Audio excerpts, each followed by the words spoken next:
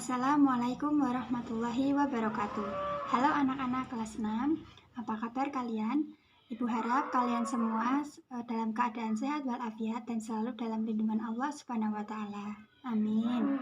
Nah, jadi pada pembelajaran Al-Qur'an dan hadis hari ini kita akan mempelajari tentang hukum bacaan tafkhim, hukum bacaan tarhik, dan juga hukum bacaan jawazul wajhain.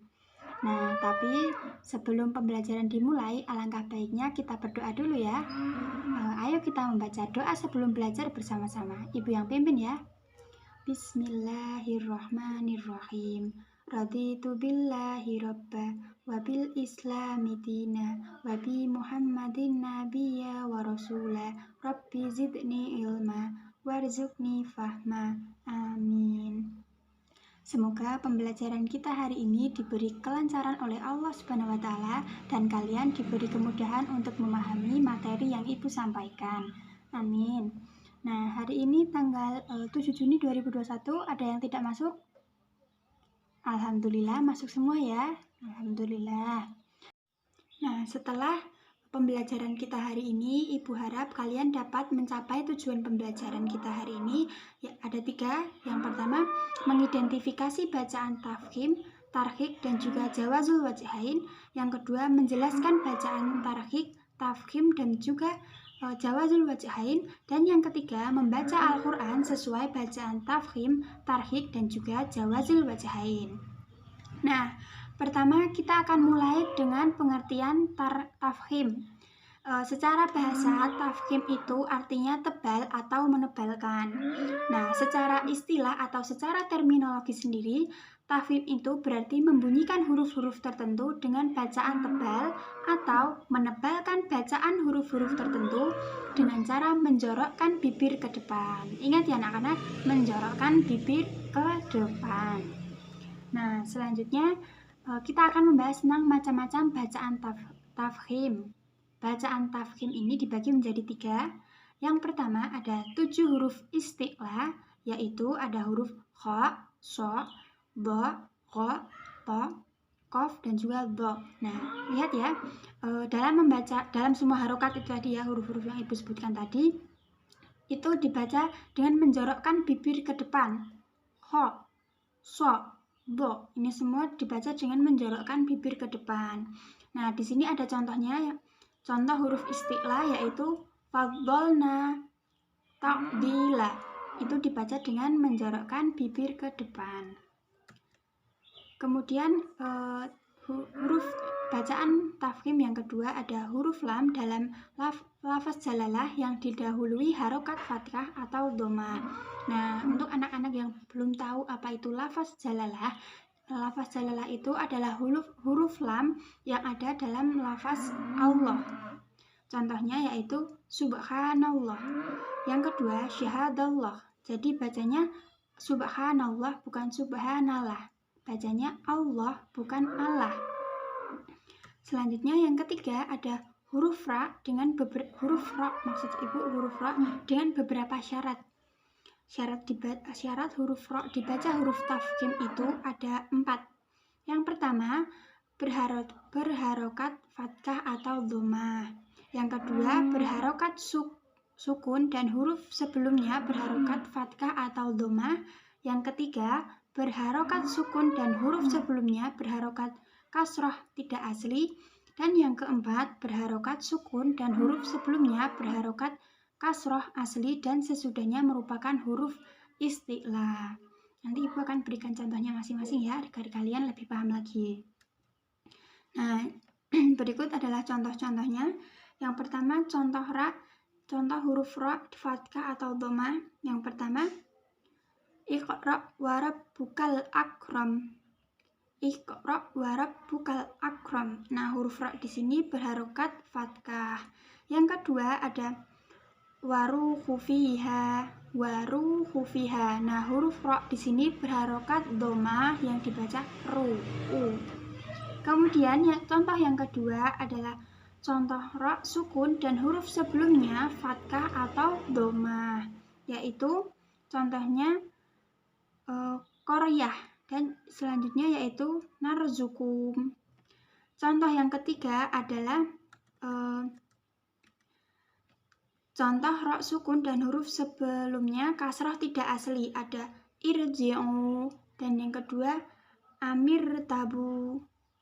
Seperti itu ya anak-anak. Nah, contoh berikutnya, contoh yang keempat, yaitu contoh huruf ro sukun dan huruf sebelumnya kasroh asli dan sesudah huruf ro merupakan huruf isti'la.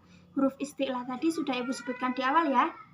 Contoh yang pertama, labil mirsad. Nah, ini sesudah huruf ro ada huruf shad. Nah, huruf shad ini merupakan salah satu dari huruf isti'la. Dan sebelum huruf ro ada huruf mim. Mim dengan kasroh, mim ya, di labil mirsad. Dibaca tafkhim atau tebal. Yang kedua, contoh yang kedua ada kirotosu. Nah, materi yang selanjutnya kita akan membahas tentang tarhik. Nah, secara bahasa tarhik ini berarti tipis atau menipiskan. Nah, secara bahasa atau mohon maaf maksud Ibu secara istilah, tarhik ini artinya membunyikan huruf-huruf tertentu dengan bacaan tipis. Menipiskan bacaan huruf-huruf tertentu dengan cara bibir mundur ke belakang atau meringis, agak sedikit meringis ya.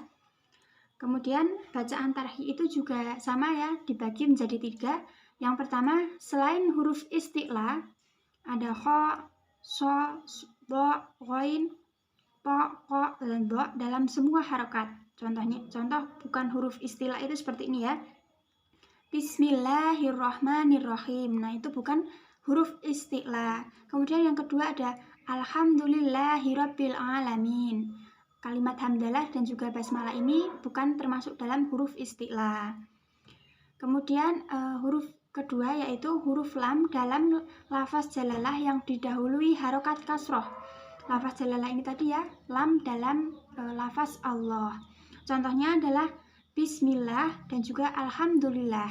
Nah, karena ini merupakan salah satu tarhik dan juga ada tanda kasroh sebelum huruf lam, jadi kita membacanya bismillah bukan bismillah. Itu jadinya nanti malah salah ya, kalau kita membaca bismillah itu salah. Yang benar bismillah alhamdulillah. Kemudian yang ketiga ada huruf ro dengan beberapa syarat. Nah, syarat huruf ro dibaca tarhik itu ada 3. Yang pertama berharokat kasroh. Yang kedua wakof dan sebelumnya merupakan ya, sukun atau huruf lin. Yang ketiga, berharokat sukun dan huruf sebelumnya berharokat kasroh asli, sedang huruf sesudah ro bukan huruf isti'la. Nah, berikut Ibu sajikan contohnya agar kalian lebih memahami ya. Yang pertama, contoh ro kasroh. Sanukri nuka. Ri ini merupakan huruf kasroh ya. Kemudian yang kedua, contoh ro wakof dan huruf sebelumnya ya sukun atau huruf lin. Al-kabiru itu merupakan ada wakof dan juga huruf sebelumnya, sebelum ro maksud saya itu merupakan ya sukun. Jadi membacanya juga panjang ya anak-anak. Kemudian yang ketiga ada contoh ro sukun dan huruf sebelumnya kasroh asli dan sesudah huruf ro bukan huruf isti'la. Ada fir'auna, contohnya fir'auna. Nah, sampai di sini ada yang belum paham? Apakah ada pertanyaan? Tidak ada ya? Kalau begitu kita lanjutkan materi selanjutnya. Ada tentang materi jawazul wajhain. Jawazul wajhain ini secara bahasa berarti bermuka 2. Maksudnya boleh 2 bentuk ya anak-anak. Nah, bacaan huruf ro yang bisa dibaca tipis atau tarhik dan juga bisa dibaca tebal atau tafkhim sesuai dengan syarat-syaratnya. Nah, ketika membaca kata firqi boleh dibaca tafkhim atau tarhik karena huruf isti'lahnya. Nah, saat membaca lafaz firqin, seumpama kita membaca dengan tafkhim atau menebalkan, berarti membacanya seperti ini ya, firqin. Ya, itu maksudnya menebalkan. Jika kita membaca lafaz firqin dengan hukum bacaan tarhik, itu membacanya dengan tipis. Firqin. Firkin. Nah, ada ya anak-anak perbedaannya firkin dan juga firkin. Firkin dan juga firkin. Membacanya tebal dan juga tipis. Tafkhim dan juga tarhik. Nah, kenapa Bu bisa dibaca tarhik atau tafkhim?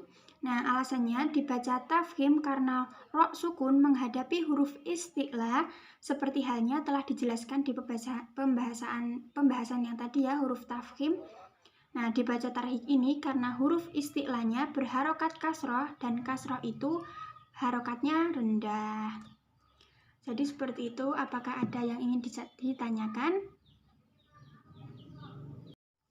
Nah, jadi seperti itu anak-anak, materi kita hari ini tentang hukum bacaan tafkhim, tarhik, dan juga jawazul wajahain. Sampai di sini ada yang ingin ditanyakan atau anak-anak ada yang belum paham? Alhamdulillah sudah paham semua ya. Ya, kalau begitu kita cukupkan materi kita hari ini. Kesimpulan yang bisa kita ambil adalah hukum bacaan tafkhim itu artinya menebalkan, sedangkan tarhik itu menipiskan. Yang ketiga ada jawazul wajahain, itu artinya boleh dibaca tipis dan juga boleh dibaca tebal sesuai dengan syarat-syarat tertentu. Nah, seperti itu. Jika kalian sudah paham semua, Ibu akan memberikan tugasnya yaitu silakan kalian cari masing-masing contoh dari bacaan tafkhim, tarhik, dan juga jawazul wajahain masing-masing 5 ya anak-anak. Silakan kalian mencari, kemudian boleh mencari di internet atau boleh juga langsung di Al-Quran. Kemudian minggu depan dikumpulkan ya. Ya, seperti itu. Jangan lupa materi hari ini silahkan kalian ulangi di rumah agar kalian lebih paham ya anak-anak tentang materi hari ini. Cukup sekian materi dari Ibu hari ini. Mohon maaf apabila banyak kesalahan. Terima kasih atas perhatiannya dari awal sampai akhir. Semoga kita dapat berjumpa di pertemuan berikutnya. Wabillahi taufiq wal hidayah. Wassalamualaikum warahmatullahi wabarakatuh.